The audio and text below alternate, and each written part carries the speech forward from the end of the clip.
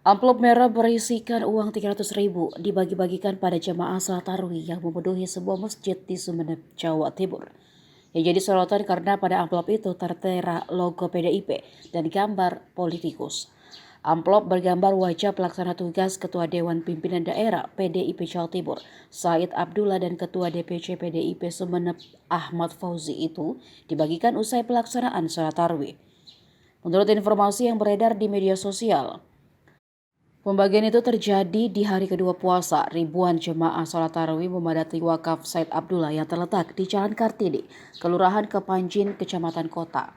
Kedatangan ribuan jemaah itu bukan hanya dari sekitar wakaf, namun juga datang dari kecamatan sekitar dan Kabupaten Pamekasan.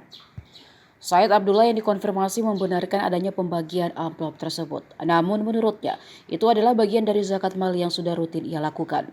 Said Abdullah menegaskan jika masjid tempat bagi-bagi amplop tersebut merupakan milik ayahnya, sehingga menurutnya hal tersebut tidaklah menjadi masalah ataupun melanggar. Said mengungkapkan jika semua anggota DPR memiliki dana reses dan melakukan hal yang sama.